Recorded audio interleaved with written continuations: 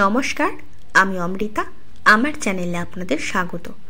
আজ আপনাদের পড়ে শোনাব ত্রৈলোক্যনাথ মুখোপাধ্যায়ের লেখা একটি গল্প, ডমরুধরের কুমির শিকার।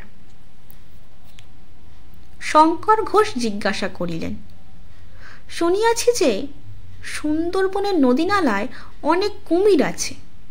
তোমার আবাদে ওই জলা জমিতে কুমির কিরূপ? ডমরুধর বলিলেন, কুমির? আমার আবাদের কাছে যে নদী আছে, কুমিরে তাহা পরিপূর্ণ। খেজুর গাছের মতো নদীতে তাহারা ভাসিয়া বেড়ায়, অথবা কিনারায় উঠিয়া পালে পালে তাহারা রৌদ্র পোহায়। গরুটা, মানুষটা, ভেড়াটা, ছাগলটা বাগে পাইলেই লইয়া যায়। কিন্তু এইসব কুমিরকে আমরা গ্রাহ্য করি না। একবার আমাদের আবাদের নিকট এক বিষম কুমিরের আবির্ভাব হইয়াছিল। ইহার দেহ বৃহৎ, তাল গাছের ন্যায় বড়। ইহার উদর একটি দালানের মতো। অন্যান্য কুমির জীবজন্তুকে ছিঁড়িয়া ভক্ষণ করে, কিন্তু এ কুমিরটা আস্ত গরু, আস্ত মহিষ গিলিয়া ফেলিত। রাত্রিতে সে লোকের ঘরে ও গোয়ালে সিঁট দিয়া মানুষ ও গরু বাছুর লইয়া যাইত। লাঙুলে জল আনিয়া দেওয়াল ভিজাইয়া গর্ত করিত। ইহার জ্বালায় নিকটস্থ আবাদের লোক অস্থির হইয়া পড়িল। প্রজাগণ পাছে আবাদ ছাড়িয়া পলায়ন করে, আমাদের সেই ভয় হইল। তাহার পর লাঙ্গুলের আঘাতে নৌকা ডুবাইয়া আরোহীদিগকে ভক্ষণ করিতে লাগিল। সে নিমিত্ত ওই পথ দিয়া নৌকায় যাতায়াত অনেক পরিমাণে বন্ধ হইয়া গেল। এই ভয়ানক কুমিরের হাত হইতে কিরূপে নিষ্কৃতি পাই এইরূপ ভাবিতেছি, এমন সময় আমার নিকট একখানি নৌকা ডুবাইয়া তাহার আরোহীদিগকে একে একে আমাদের সমক্ষে সে গিলিয়া ফেলিল। এই নৌকায় এক ভদ্রলোক কলিকাতা হইতে সপরিবারে পূর্বদেশে যাইতেছিলেন। নদীর তীরে দাঁড়াইয়া আমরা দেখিলাম যে তাহার গৃহিণীর সর্বাঙ্গ বহুমূল্য অলঙ্কারে ভূষিত ছিল। তোমরা জানো যে কুমিরের পেটে মাংস হজম হয়, গহনা পরিপাক হয় না। কুমির যখন সেই স্ত্রীলোককে গিলিয়া ফেলিল, তখন আমার মনে এই চিন্তা উদয় হইল, চিরকাল আমি কপালে পুরুষ। যদি এই কুমিরটাকে আমি মারিতে পারি, তাহা হইলে পেট চিরিয়া ওই গহনাগুলি বাহির করিব। অন্তত ৫-৬ হাজার টাকা আমার লাভ হইবে। এইরূপ চিন্তা করিয়া আমি কলিকাতায় গমন করিলাম। বড় একটি জাহাজের নঙ্কর কিনিয়া উকো ঘষিয়া তাহাতে ধার করিলাম।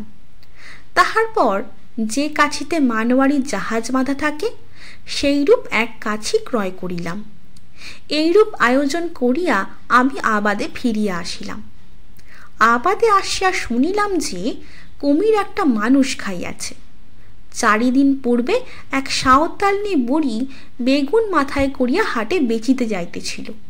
সে যেই নদীর ধারে গিয়াছে, আর কুমির তাহাকে ধরিয়া বেগুনের ঝুড়ির সহিত আস্ত গিলিয়া ফেলিয়াছে।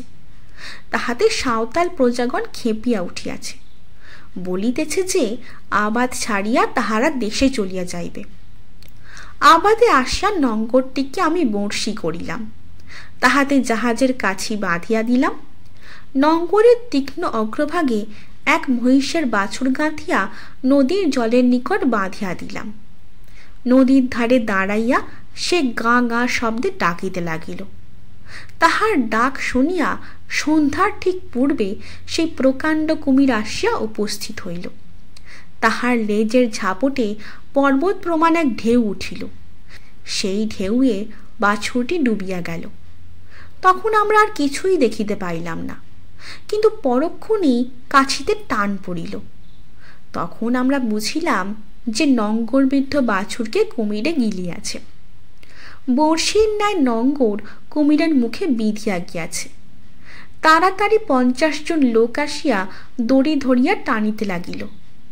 ভাগ্যে গাছে পাক দিয়া রাখিয়াছিলাম, তা না হইলে কুমিরের বলে এই 50 জন লোককে নদীতে গিয়া পড়িতে হইত।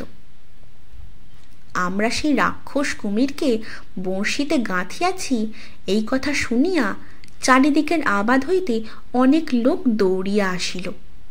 প্রায় 500 লোক সেই রশি ধরিয়া টানিতে লাগিল।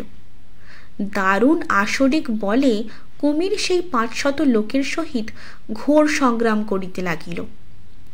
কখনো ভয় হইল গাছ উৎপাটিত হইয়া নদীতে গিয়া বা পড়ে, নিশ্চয়ই একটা না একটা বিভ্রাট ঘটিত, যদি না সাঁওতালগণ কুমিরের মস্তকে ক্রমাগত তীর বর্ষণ করিত, যদি না নিকটস্থ 2টি আবাদের লোক বন্দুক আনিয়া কুমিরের মাথায় গুলি করিত।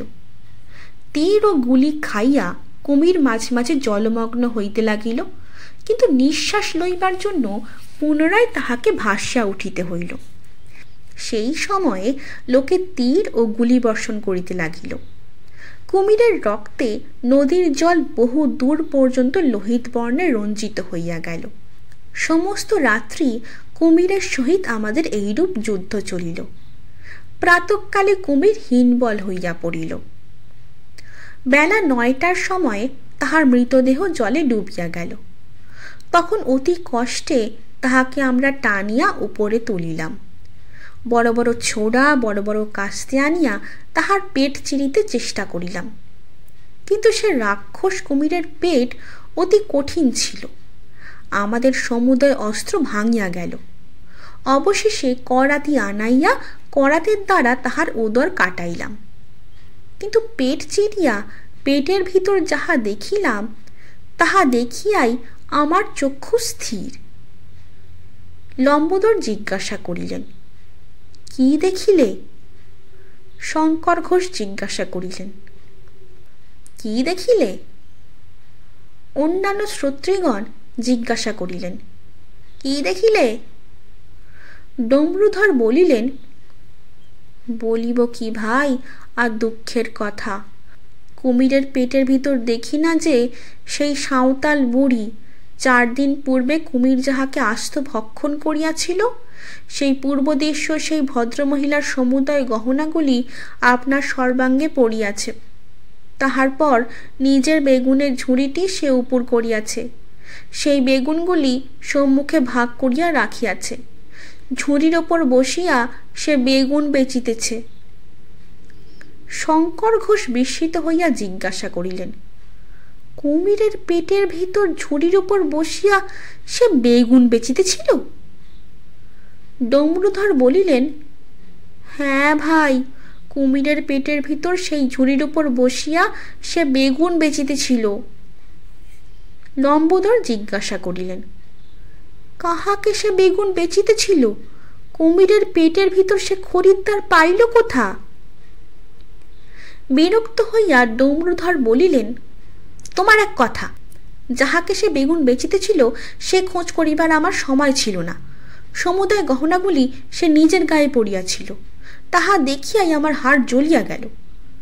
আমি বলিলাম, ও গহনা আমার, অনেক টাকা খরচ করিয়া আমি কুমির ধরিয়াছি, ও গহনা খুলিয়া দে। কেউ মেউ করিয়া বুড়ি আমার সহিত ঝগড়া করিতে লাগিল। তাহার পর তাহার পুত্রগণ ও তাহার জাতি ভাইগণ কাঁড় বাঁশ ও লাঠি সোটা লইয়া আমাকে মারিতে দৌড়িল। আমার প্রজাগণ কেহই আমার পক্ষ লইল না, সুতরাং আমাকে চুপ করিয়া থাকিতে হইল। সাঁওতালগণ সে মাগিকে ঘরে লইয়া গেল। দিন কয়েক শুকর মারিয়া ও মদ খাইয়া তাহারা আমোদ প্রমোদ করিল। পূর্বদেশের ভদ্রমহিলার একখানি গহনাও আমি পাইলাম না। মনে মনে ভাবিলাম যে কপালে পুরুষের ভাগ্য সকল সময় প্রসন্ন হয় না। লম্বোদর বলিলেন, এত আজগুবি গল্প তুমি কোথায় পাও বলো দেখি? ডমরুধর বলিলেন, এতক্ষণ হাঁ করিয়া এক মনে এক ধ্যানে গল্পটি শুনিতেছিলে, যেই হইয়া গেল তাই এখন বলিতেছ যে আজগুবি গল্প, কলির ধর্ম বটে। শঙ্কর ঘোষ জিজ্ঞাসা করিলেন, এই কুমিরের গল্প যে সত্য তাহার কোনো প্রমাণ?